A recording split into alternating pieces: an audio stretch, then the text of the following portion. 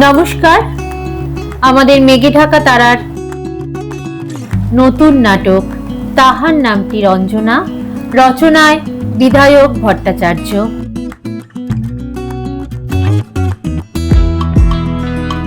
আর নির্দেশনায় প্রবীর পাল। এই নাটকটি এটি বহু পুরনো নাটক।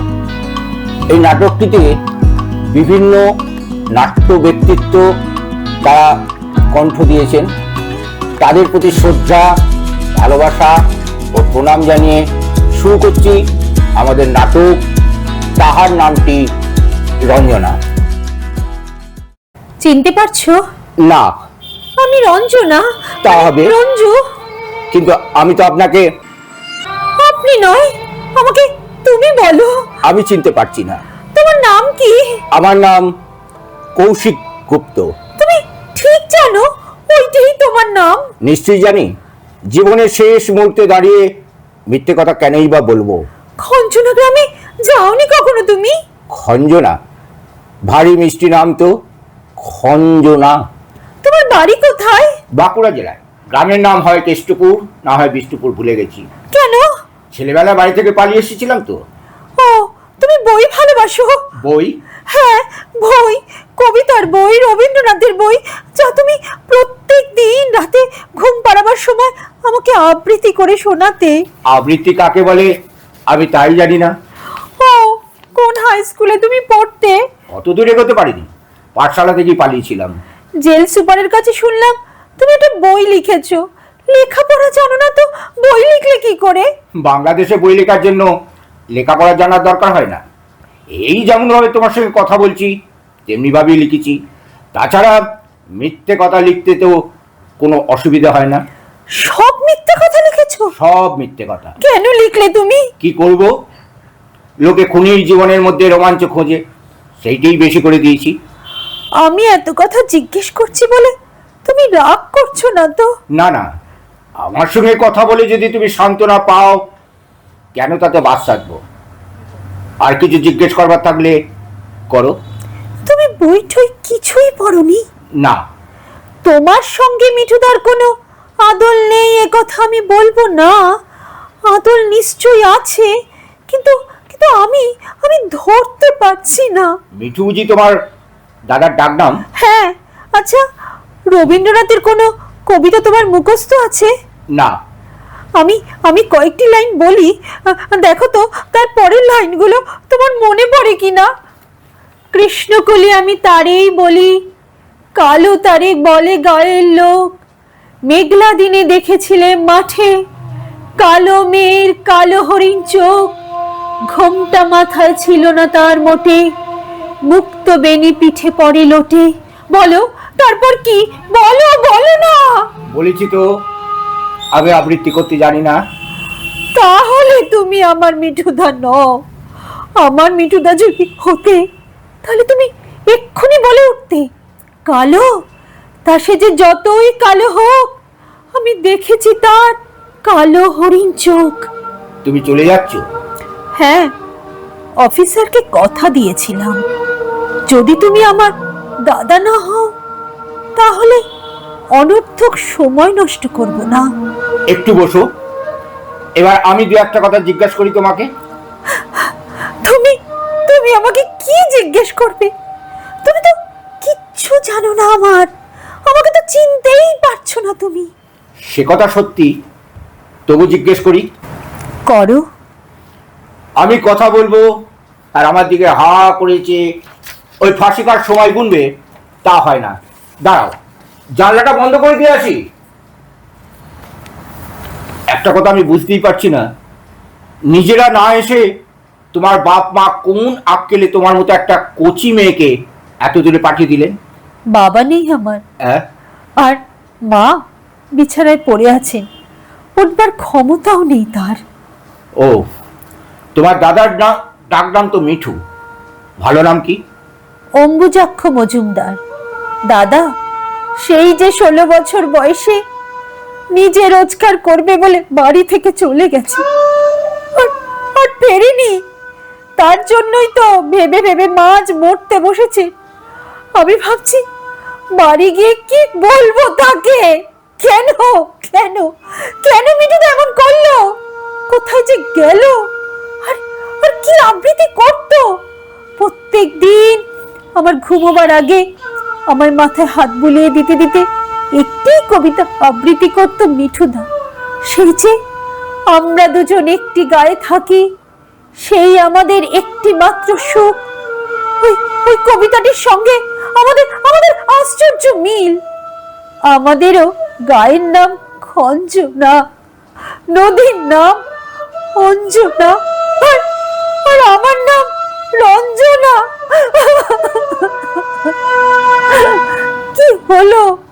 কেন এমন করে সব হারিয়ে গেল? মাকে আমি ফিরে গিয়ে কি বলবো? অম্বুজাক্ষ মজুমদার না? হ্যাঁ। দাঁড়াও দাঁড়াও দাঁড়াও, আমার একটা ঘটনা মনে পড়েছে। তারও তো নাম অম্বুজাক্ষ ছিল। কি রকম চেহারা? লম্বা, ছিপছিপে, মাথা এক মাথা, কালো চুল। হ্যাঁ, সবই মিলে যাচ্ছে বটে। আমরা আমরা তখন মানে আমি আর অম্বুজ কলকাতায় মেশে এক থেকে কাজকর্ম করবার চেষ্টা করতাম। ও প্রায় খঞ্জনা গ্রামের কথা আর ওই ছোট্ট বোনের কথা বলতো, কিন্তু কই, ও যে ভালো আবৃত্তি করতে জানে তা তো কোনোদিন বলেনি। তুমি মিঠুদার সঙ্গে এক মেসে ছিলে? হ্যাঁ। ও, মিঠুদা তোমায় কি বলতো? বলতো ওর স্বপ্নের কথা, ভবিষ্যতে কেমন করে বড় হবে, কেমন করে বেশি টাকা রোজগার করবে, এইসব কথা। মাকে টাকা পাঠাবার জন্য ও যেন পাগল হয়ে উঠেছিল। রোজ মেস থেকে সকালে বেরিয়ে যেত আর ফিরতো অনেক রাতে। যখন ক্লান্ত হয়ে শুয়ে পড়তো, আমি আস্তে আস্তে গিয়ে তার পাশে শুতাম, জিজ্ঞাসা করতাম কিছু হলো? কোনো উত্তর পেতাম না। আমি কিন্তু তাকে বলতাম, চল না আমাদের আড্ডায়, সেখানে কিছু তো ব্যবস্থা হয়ে যাবে। এবারেও কোনো উত্তর নেই তার কাছ থেকে। যেন যেন অম্বুজ কত নাই চেষ্টা করেছে টাকা রোজগারের জন্য। একদিনের ঘটনার কথা বলি তোমায়, শোনো। কলকাতায় কলেজ স্ট্রিটের মোড়, খুব হইচই, লোকজন চেঁচাচ্ছে পকেট মার পকেট মার পকেট মার। অম্বুজ ধরা পড়েছে পকেট মার থেকে। না না না, আমার মিঠুদা কিছুতেই না, হতে পারে না। আমার মিঠুদা পকেট মারতেই পারে না। নিশ্চয়ই পারে না, তোমার মিঠুদা পকেট কাটতেই পারে না। আমি জানি অম্বুজ কখনোই পকেট মারতে পারে না, কিন্তু শহরের লোক ওই তাকেই দোষী সাব্যস্ত করে পুলিশের হাতে ধরিয়ে দিলে। তারপর ছেড়ে দিল, কারণ কোনো প্রমাণ ছিল না। তারপর কি হলো? সেই এক চেষ্টা, কাজ করতে হবে, পয়সা রোজগার করে মা বোনের কাছে পাঠাতে হবে। বোকা অম্বুজ জানতো না যে সমাজের রথের চাকা কেমন করে ঘুরিয়ে টাকা তৈরি করতে হয়। একদিন জোর করে আমাদের দলের সর্দার বিলুর কাছে নিয়ে গেলাম, কিন্তু সে তো তোমার দাদা, কিছুতেই খারাপ কাজ করে টাকা রোজগার করতে রাজি নয়। এদিকে মেসের মালিক হুকুম দিল যে 12 ঘন্টার মধ্যে টাকা না দিলে মেসে ঢোকা তার হবে না। কি করলে তখন মিঠুদা? এবার মিঠুদা কিছু করেনি, করলাম আমি। আমার বা পাশে থাকতো সরকারি অফিসের পুরনো বেয়ারা। সেই দিন তার মাসের মাইনের টাকাটা তার সুটকেসের মধ্যে রাখতে দেখেছিলাম। সেই টাকা তার অবর্তমানের বাক্স ভেঙে মেসের মালিকের হাতে দিয়ে বলেছিলাম, আর কিছুদিন আমাদের থাকতে দিন, আমরা আমরা নিশ্চয়ই একটা কাজের জোগাড় করবো। তুমি বলেছিলে? না না না না না না, মানে মানে মানে আমার সামনে তোমার মিঠুদা মালিককে বলেছিল। মিঠুদা বলেছিল? হ্যাঁ, সেই রাতে তোমার মিঠুদা একটি আবৃত্তি করেছিল। মিঠুদার আবৃত্তি তুমি শুনেছো? হ্যাঁ, বড় মিষ্টি আবৃত্তি, এমন আবৃত্তি আর কোথাও শুনিনি। আমাকে দু একটা শিখিয়ে দিয়েছিল, দুজনে একসঙ্গে আবৃত্তি করতাম। কোন কোন কবিতা শিখিয়েছিল তোমাকে, বলো? এমনি দু চারটে, কিন্তু ওই যে ওই আমরা দুজন একটি গায়ে থাকি, ওটা শেখায়নি। যেগুলো শিখেছো তার থেকে একটা বলো না। দুঃখের দেখেছি নিত্য, পাপের দেখেছি নানা ছলে, অশান্তির ঘূর্ণি দেখি জীবনের স্রোতে পলে পলে। মৃত্যু করে লুকোচুরি সমস্ত পৃথিবী জুড়ি, ভেসে যায় তারা সরে যায়, জীবনের করে যায় ক্ষণিক বিদ্রুপ। আজ দেখো তাহাদের অভ্রবেদী বিরাট স্বরূপ, তারপরে দাঁড়াও সম্মুখে, বলো অকম্পিত বুকে, তোরে নাই করি ভয়, এই সংসারে প্রতিদিন তা তোরে করিয়াছি জয়। তোর চেয়ে আমি সত্য, এই বিশ্বাসে প্রাণ দিব দেখো, শান্তি সত্য, শিব সত্য, সত্য সেই চিরন্তন এক। একই একই তোমার তোমার গলায় যে একেবারে মিঠুদার মতো, ঠিক ঠিক মিঠুদা যেমন করে বলতো। তুমি মিঠুদা না? ঠিক করে বলো, তুমি মিঠুদা? না না না, আবার ভুল করছো। আমার নাম কৌশিক গুপ্ত, বাড়ি বাঁকুড়া জেলার কেষ্টপুর কি বিষ্ণুপুর। ছেলেবেলায় বাড়ি থেকে পালিয়ে এসেছিলাম, লেখাপড়া কিচ্ছু জানি না। আমার নাম কৌশিক কৌশিক কৌশিক। তারপর সেখান থেকে সে কোথায় গেছে আমাকে বলো। অন্য না অর্থকুম্ভ কি একটা যোগে আমরা সেদিন গঙ্গায় চান করতে গেছি। স্নান করে উঠছি, এমন সময় একটি মেয়ে আত্মচিৎকার করে কেঁদে উঠলো, ও গো, তোমরা কে কোথায় আছো? আমার ছেলে হারিয়ে গেছে, তাকে খুঁজে এনে দাও। কে একজন বললো, ওই তো দূরে জলে ডুবে যাচ্ছে। অনেকেই লাফিয়ে পড়লো জলে। চেয়ে দেখি আমার পাশে অম্বুজ নেই, সেও ঝাঁপিয়ে পড়েছে জলে। হ্যাঁ, মিঠুদা খুব ভালো সাঁতার জানতো। তারপর তারপর সবাই এক এক করে উঠে এলো, কেউ পায়নি সেই মায়ের বাচ্চাটাকে। হঠাৎ তীর মায় একটা চিৎকার উঠলো, বান আসছে, বান আসছে। সবাই ভয়ে জল ছেড়ে উঠলো। দূরে তখন বান দেখা যাচ্ছে। হঠাৎ জলের ওপর থেকে শব্দ ভেসে এলো, নীল আপনার ছেলে। চেয়ে দেখি ডান হাতে বুকের কাছে বাচ্চাটিকে ধরে, বাঁ হাতে জল কাটতে কাটতে বাংলার সেই বীর সন্তান অম্বুজাক্ষ মজুমদার এগিয়ে এলো। ছেলেটিকে তার মায়ের কাছে একজন গিয়ে তুলে নিল, কিন্তু অম্বুজকে ধরে তোলবার কথা কারো মনে পড়লো না। বান এসে তীরে আচার খেয়ে পড়লো। কিন্তু আমার মিঠুদা, সে কোথায় গেল? কেউ জানে না। সে তো খুব বড়লোক ছিল না। সে তো মঠ মন্দির সব তৈরি করেনি। সে কেবল একটি মাকে তার ছেলে ফেরত দিয়েছিল। তাই বোধ করি সমুদ্রের বান তাকে সমুদ্রে নিয়ে গেল। তুমি তো ভীষণ বোকা মেয়ে। এত বড় বীর যার ভাই, সে কখনো অমন করে কাঁদতে পারে না? কাঁদা উচিত। রঞ্জনা, রঞ্জনা, গর্ব হচ্ছে না তোমার মিঠুদার জন্য? হ্যাঁ হচ্ছে, খুব গর্ব হচ্ছে আমার। এই কাজ, মাকে দ্বারা হারানো ছেলে ফিরিয়ে দেওয়া, এ আমার মিঠুদার ছাড়া আর কেউ পারতো না, কেউ পারতো না। তবে রোগে ভুগে বিছানায় পড়ে থেকে কিংবা ধরো আমার মতো মানুষ খুন করে আজকে যদি মিঠু মারা যেত, তবে তোমরা কি করতে জানি না, কিন্তু আমি মিঠুকে ঘৃণা করতাম। কিন্তু যা করে যেভাবে সে সকলের কাছ থেকে বিদায় নিয়ে চলে গেছে, তাতে আমাদের সবাইকার মুখ উজ্জ্বল হয়েছে। এরপর তুমি যখন ফিরে গিয়ে তোমার মায়ের কাছে তার কথা বলবে, তখন বলতে বলতে গর্বে তোমার বুকটা ভরে উঠবে। আর মা তখন এমন বীর পুত্রকে গর্বে ধরেছিলেন বলে আনন্দে চোখের জল ফেলবেন। কি তুমি সত্যি সত্যি বলছো না? আমার মনে কষ্ট হবে বলে মিঠুদার নামে অমনি একটা গল্প বানিয়ে বানিয়ে বলছো? একজন চলে গেছে, আর আমি এখনই যাব।